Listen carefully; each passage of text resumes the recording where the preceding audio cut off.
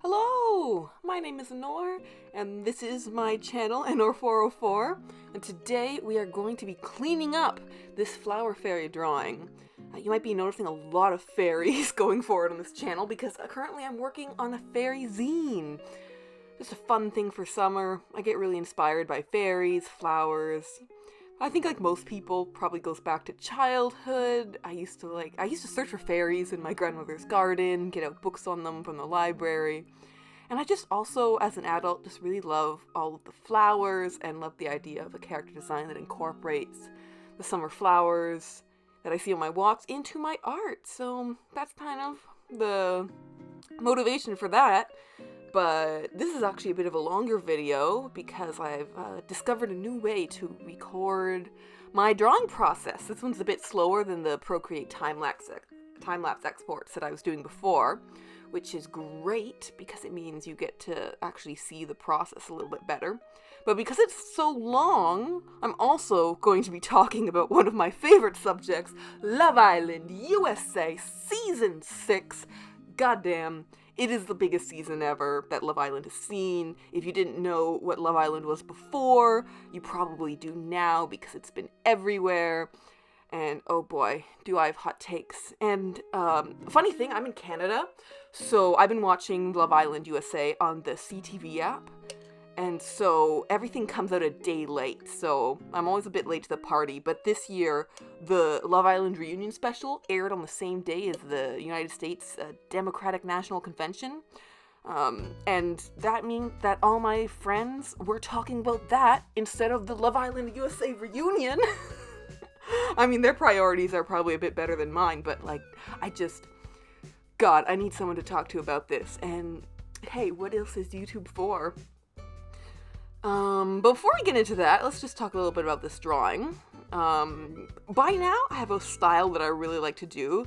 I like using, I'm a big fan of the Max Packs brushes for Procreate. You can just Google Max Packs Procreate and you'll be able to find the brush sets that I'm talking about. They are paid, but they are really good. And I'm just in love with this scratchy watercolor liner because, as you can see, it's so forgiving. Throughout the drawing, you'll see me erase stuff and draw new lines. And if you're used to a really crispy line and drawing digitally, you know how much of a nightmare it is matching up and getting a nice smooth line when you're not just doing everything in one go. That's why a lot of the times when I'm drawing, you'll see me overdraw things and then erase the tips and do stuff on new layers and just do everything I can to make sure things are smooth. But with this brush, because it's already got chunks missing, you can edit it a lot better. So if you struggle with line work, I highly recommend using a rough brush, making something a little less clean looking. It might actually give you the confidence you need to go do better line work in the future because it's just a little more forgiving in the moment. And also because it's kind of scratchy when I rough out with it, I find instead of focusing on the flaws in my artwork, my brain is kind of seeing like the potential, what the line could be. And I see a bunch of scratches and I can like visualize like what the perfect line placement would be. And so often I can do my roughs a lot rougher and then go in with a clean line and just, I don't know, it's been a game changer. So anyway, that's my little art tangent. I love doing line work. I hear I'm a minority. I hear most artists like hate it and like I always see tips and tricks to like clean up your artwork without doing line work, and I'm like, but that's my favorite part. But anyway, to each their own, you know? Everyone likes different things about art, and that's why everyone's art turns out differently, and I think that's really beautiful. But anyway, back to Love Island, the most important thing. I started watching Love Island on season 4. That's the season with Zeta Morrison, Serenity, Courtney, Deb Chubb, and as an artist, I'm always looking for a show that is entertaining but not too entertaining. Like, I don't want to be watching the TV, I want to be watching my drawing, but I don't want it to be so boring that I want to turn on something else. So I never watched reality TV show in my life, but I thought they're just gonna be sitting around talking and maybe that's really good because like a lot of the shows that get recommended on like great shows to watch, like environmental storytelling is a big thing, more moody stuff, showing stuff just with like subtler acting, I think, is a trend right now, and that is terrible for me because I'm not watching the screen, I'm watching my canvas, and I'm drawing. So sometimes, if you do these dramas and there's not a lot of dialogue, and they're not, like, narrating what's happening at 24/7, then I just, like, miss the whole thing. And also, like, I often want to save those shows that are really artistic for, like, when they have my full attention. So I was on search for a show that was good but not that good, that I could kind of tune out, and if I spaced out and ignored it for half an hour at a time, it wouldn't matter. And I thought, maybe I'll try reality television. And Love Island was on Crave at the time, and I was just like, I'd been searching for hours, I couldn't figure out what to watch, and I was like, I'll just turn it on. And it was a wild experience. Having never watched a dating show in my life, I was like, I could not believe what was happening in my eyes. I was like, all these people are gonna sleep next to each other in a bed and they're just, like, making out now? I was like, what's happening? But I very quickly fell in love with the characters, the drama, because you really feel like you're getting to know these people, and, like, they have their lingo that's, like, so addictive. They're like, can I pull you for a chat? It is what it is. Oh, it's another one. Oh, there's so many Love Islandisms. From season 6 this season, you did your big one. Like, that was one of my favorite sayings that came out of this season. It was so funny. Oh, God. So anyway, I become obsessed with learning these people's stories, and when they get off the show, I like to watch the interviews. I want to know everything about them, and then it makes it way more fun watching forward because, like I said, if I got into Love Island for season 4, and season 4, the winner was Zita Morrison, and I think that's why I got into Love Island in the first place. She's like a goddess. She's like a British queen. She's gorgeous. Her Britishisms are so funny. Like, she'll be like, Timmy, go kick rocks. And I don't know what about it, but I was, like, obsessed with Zita. I was like, she is amazing. And so when I watched her season, I believed, like, oh my god, her and Timmy are in love. I want to follow their journey. And then the drama that happened when you find out, like, they leave the villa and Zita is in this horrible position where she thought they were in a genuine relationship, but post Love Island, Timmy starts treating their relationship like a business transaction and wants to leverage it for clout for, I think, his music career.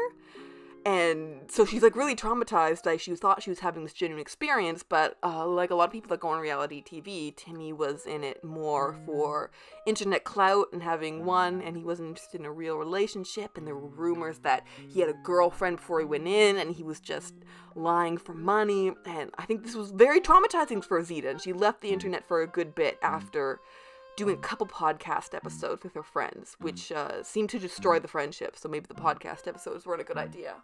So anyway, fast forward to Love Island Games, and Justine and Jack win, and they bring back characters. Love Island Games, it's like a game show, so instead of dating, they're doing, like, physical challenges, and anyway, it's a whole thing. But the thing is, Zita gets into hot water because she sees Justine win. And at the end of Love Island, they have this option where, America votes for their favorite couple, and the favorite couple that wins gets a prize money. And then they give the prize money to one. There's 2 envelopes, and one has the prize money, and one doesn't. And the person who gets the prize money has the option to split it or keep it all for themselves. The idea being, are you here for love or are you here for money? And it's totally not true because everyone splits the money, not necessarily because they're there for love, but because it is worth giving up thousands of dollars to not get internet hate for the rest of your life. So I think that's the real motivation. That's very jaded of me. But Love Island Games was more of a games show rather than a love show, so there's a real expectation that maybe they're going to keep the money this time because it's games, it's not Love Island. So they bring back preacher contestants, and they're all allowed to like advise the winners about whether to keep. And Zita shouts out at Justine, "Keep the money, keep the money." And I'm like, oh, of course, she was burned by Timmy. She knows that men can lie in the scenario, and she wants her girl Justine to keep the money and like maybe give him some later. And Justine, of course, she knows her own relationship. She splits it. I think it's the right decision. But Zeta gets a lot of hate because not everyone followed the podcast post Love Island. So they were like, that was out of pocket. Why are you trying to yuck on their relationships? And it's like, no, Zeta has previous trauma. Anyway, that's my Roman Islands. Season 5, honestly, is probably not like everyone's favorite season. It wouldn't get recommended, but I loved it. For the one reason that they had this one guy in. His name's Bergie. He's never dated before, and I think he's a manager at a Dairy Queen. Bergie is us. Bergie is the everyman. Bergie is what would happen if you just took a normal guy, a good-looking guy, but a normal guy, and you put him in a reality TV show. And honestly, he almost goes home day one. There's some sort of game. Him and some girls loses, and they're like, you need to decide who's gonna stay and who's gonna go, and Berkey's a gentleman, and he votes himself off. He's like, I've just become friends with these women, and we've only known each other for maybe like a day, but, I'll bite the bullet. And I think production is so charmed by Berkey that they bring him back. They just uneliminate him. They're like, Berkey, you don't need to come home. And then Bergie struggles for most of the season because the Love Island dating crowd is not a normal dating crowd. They're used to like flirty guys, F-boy types, and they're not prepared for earnest Bergie. Bergie who's like, I'm looking for my first girlfriend, maybe my wife, I'd love to date someone, and I have not an ounce of guile in my entire body. He's just like, he's gone from, like, never dating anyone to kissing people on public TV in competitions. And you can tell he's a little uncomfortable, and pretty much all of the women adopt him. They're like, especially Hannah. Hannah's like, Bergie is my son. He's my boy right there. And a side note, Hannah and Marco won that season, and goddamn, they deserved it. Hannah is everyone's mom. She's just so chill. And Marco, you would have never caught Marco doing half the stuff that people in season 6 do. Because Marco even calls him out. They brought him onto a podcast and he's like, these guys, why'd they be unfaithful to their girls? Yes, it's like when Anna and Marco went to Casa Amor, they were just like, they were bored. They even brought back, like, unhinged. They brought back Marco's ex to try and get back with him. And he was like, no, I'm happy with Hannah. They were so stable that it was boring to watch them. And they were just hanging out. And when Casa Amor happened, so if you never watched Love Island, Casa Amor is when they split up the guys and the girls, and they bring in all new guys and all new girls, and they're basically just going to see if these people will cheat. They're like, okay, you're in separate houses. You're down the street from each other, but you're in separate houses, and here's 6 new hot people, and their mission for being on TV is to get with you. And they just, they're just being like, here's the carrot. Will you bite the carrot? Will you cheat on your girlfriend for drama on TV? And Hannah and Marco are so mature that they're like, no, obviously no. I like this person. I'm not going to betray them randomly because they're making me sleep in this other house for 6 days. Or however long Casa Amor is. Like, to the point where it's just like, yeah, no, they were never going to budge. And I think they were so stable that they changed the game. In Love Island Season 6, I was shocked because for the first time in Love Island history, the people had a choice whether or not to go to Casa Amor. They gave the men all the choices. It's like, do you want to go hang out with 6 new hot girls for a few days and possibly cheat on your partner, or you can stay here? And I'm convinced they added this option because if Marco were in season 6, he would want to stay. And they could focus on other people, but like, honestly, Hannah and Marco were just sad in Casa Amor. They were sad and bored.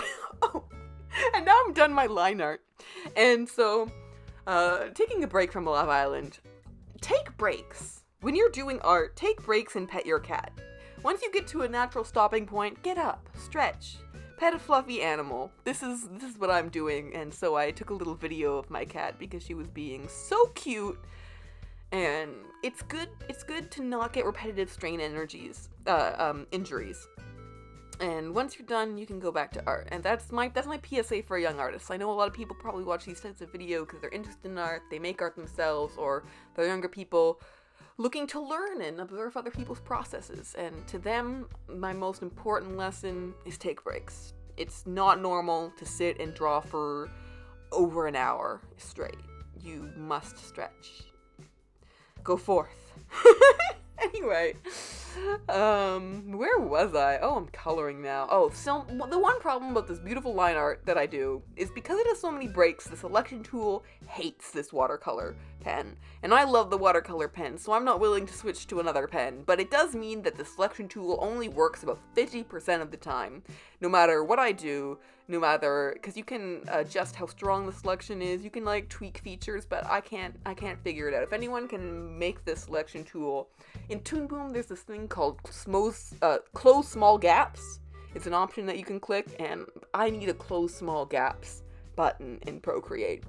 But I don't have one, so you'll see me do a big wash, and then I have to go through and manually erase things, and it is time consuming and annoying. And that's why I watch Love Island, is because I need something in the background when I'm doing this, because it is the most boring part.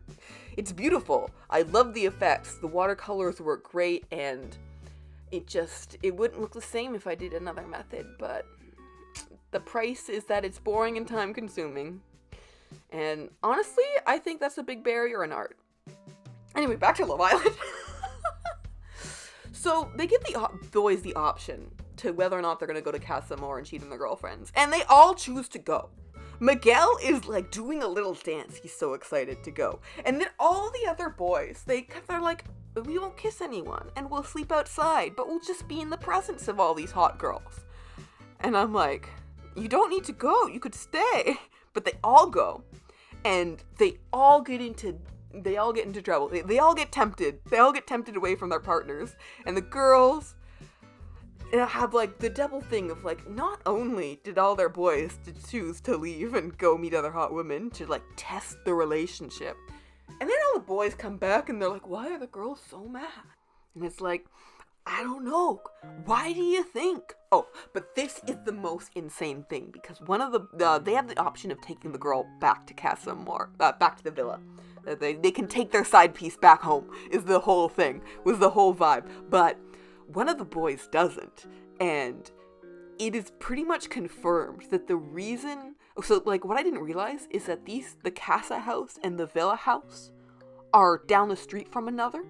So if you scream loud enough, you can hear the people from down the street. So this one girl, Kayla, screams the F word so loud that her man, who is currently cheating on her down the street, hears her. And like an epiphany, he's like, oh damn, I don't think I'm doing the right thing. So he makes it a choice not to take his side piece back. But then his best friend takes her back instead, so she's still there. Anyway, this is why you should watch season 6. It's wild. I won't spoil everything. There's too many good clips, but like, if you like low-stakes drama that is basically just rich people at a dating summer camp, like, Love Island cannot be recommended high enough. I'm like, it's kind of like watching, like, really hot people, like they're zoo animals. It's kind of like, ooh, what are they gonna do when they don't have enough enrichment in their enclosure? Sorry, that's too messy, but honestly, it's not reality. It's called reality TV, but we know it's not reality, but it's just, they are real people, and they're in weird scenarios, and they do have real feelings, which is why it's also works, but it's also just so, man, so much drama. Anyways, back to art. I'm not sure if anyone cares about my Love Island opinions, but I was gonna go into the reunion, but I'm not sure I even want to, because it was like, I will say this. I watched the reunion, and the most upsetting thing by far was the Nicole and Kendall part. And I will say to anyone that is feeling really uncharitable towards Nicole, because she did mess up. She I'm not going to go into the video. If you're on Love Island Reddit, you can find out. But basically, a sensitive video of Kendall that was supposed to be private was maliciously leaked online. And that is a criminal offense. If that person gets caught, they're going to jail. But it happened, and obviously a traumatic moment. And apparently on the reunion, we learned that Kendall lied about when and where and to who the video was sent to. And Nicole really calls him out, and a lot of people are like, he's obviously traumatized. Like, why are you going in so hard on him?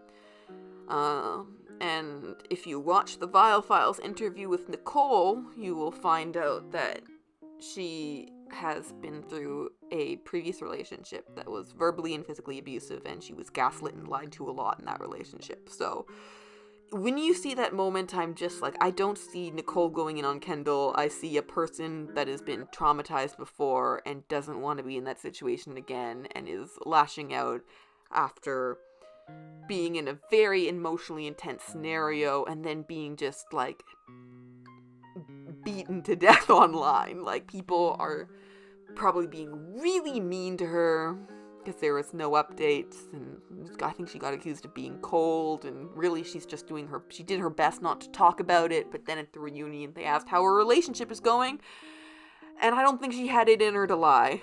Like, I think she was sick of the public perception and sick of Kendall I don't think she liked, apparently he was lying about other stuff too, like random stuff, like events weren't matching up, and I think she just got triggered and lashed out. And I think honestly, the ethical thing would have been to cut that out of the reunion special. One of the reasons why I didn't like the reunion is because I think that should have been cut. There were people that didn't know about the video that definitely did now. It's kind of just giving more exposure to an issue that should have been kept under wraps as much as possible for the mental health of everyone involved. But I understand that they probably kept it in because it's sad, because like why Kendall and Nicole broke up had nothing to do with their relationship and everything to do with how two traumatized people reacted to their trauma. And it's kind of like both of their traumas they were both reacting from a place of hurt and weren't able to communicate for, I think, what was obvious reasons. And also, Love Island is filmed in real time, so these people had no downtime. They went right from this weird bubble where they did nothing but sit by the pool and talk about emotions all day for 20 days to being celebrities, because this is the largest season of Love Island ever. So, like, I don't think anyone could manage that with grace perfectly. And I think we saw the reality with this cast. Like, stuff was messy. Anyway, Love Island. I'm not sure if that's what people want to hear from this channel, but honestly, when I'm drawing, half the time I'm watching something on TV and thinking intensely about it. Like, I'm watching these Love Island interviews while I'm coloring this. And that's why it's, like, so fresh on my mind. But let's talk a little bit about this piece. I have to say, I really loved how the colors turned out on this one. You probably could see earlier on in the video, I actually have a photo reference to a specific kind of purple fluffy flower that I am directly inspired by. Her hair is supposed to mimic the petals of that flower, and the colors I tried to match. And she's kind of got these fluffy, the theme is fluffy. She's got a fluffy necklace, she's got a fluffy, what is it, sweater? Cardigan? She's got some sort of fluffy overcoat thing. And yeah, the big question was what color I was going to make the flowers on her body, because I wanted to do something more to this design. And in the previous video I have on here, I debate with adding color to the skin tone, and I wind up scrapping it. But I still like the idea of that, of adding some unnatural color or tattoo-like patterns to the design, and so I bring that back here. So I've drawn these flower shapes all over her body, but when I get to the coloring stage of them, I have no idea what to color them. I started with red, And then I very quickly realized that red on a peachy skin tone reads like blood, and I was worried it would be misinterpreted as burn scars or injuries.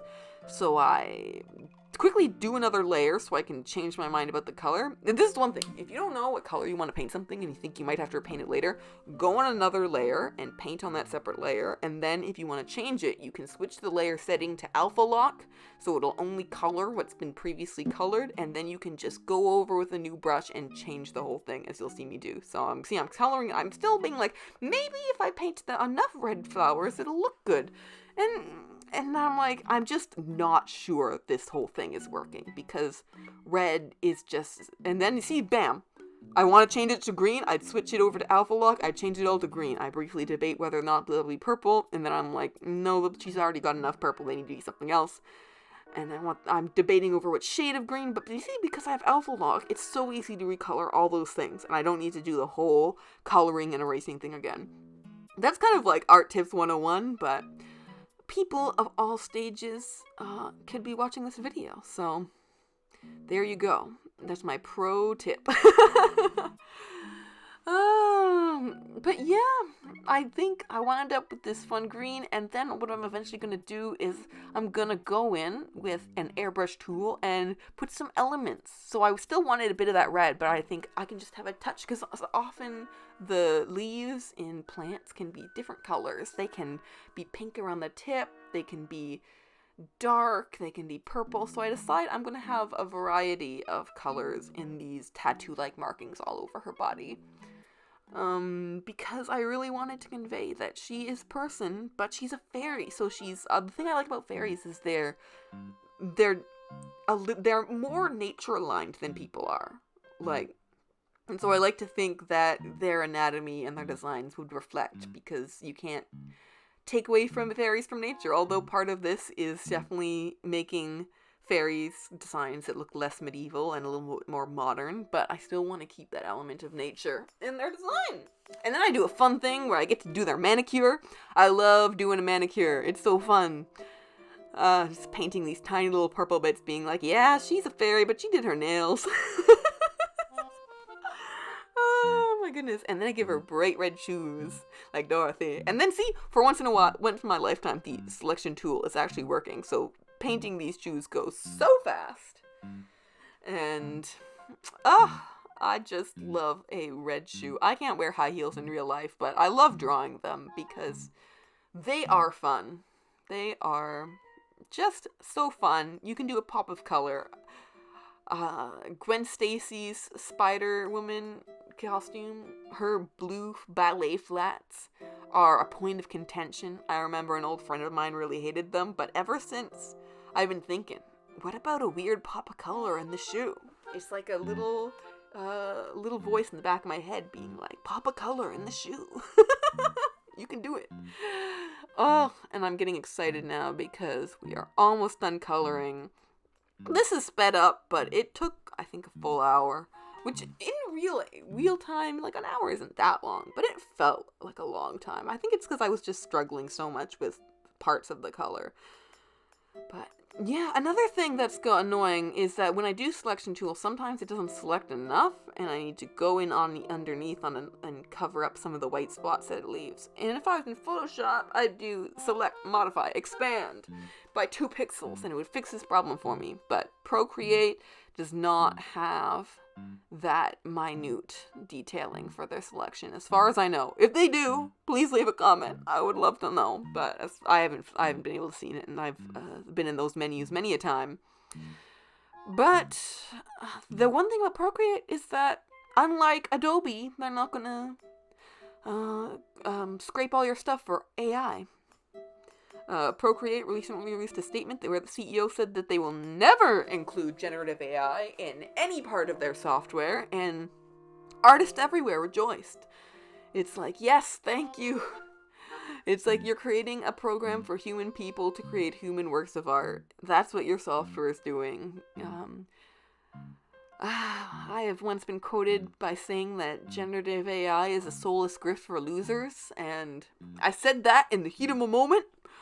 But I think, part of that is how I really feel. Is like, I'm doing these videos because it is so fun and rewarding to hone your craft and create something by hand. And there's something wonderful about going out into nature, being inspired, coming back, taking your daily inspirations and putting them into your art, learning way too much about Love Island because you're looking for some background noise. Like, so much of my life is made better by doing things the hard way and doing things that take a bit of time. And it's really worth it. And if you're frustrated by your lack of ability, I would say I am too, but I've kept at it, and now we have this beautiful fairy drawing that I finished. And thank you anyway for watching and listening to me ramble about Love Island. I hope you liked the art, and if you do, subscribe, and I'll post when I finish that zine. It'll probably be wind up on my Etsy shop, but I'm gonna have 6 or so drawings of fairies, 6 to 8, and I'm gonna put them in a little booklet with some, maybe I'm thinking of adding some creative writing, and yeah, I'm really excited about that project. So if you're interested, stick around. We might have more chats about Love Island. We might talk about art. I might never post again. We don't know. The future is nebulous and uncertain, but what is certain is I am grateful for anyone that has stuck around for the full 30 minutes. My God.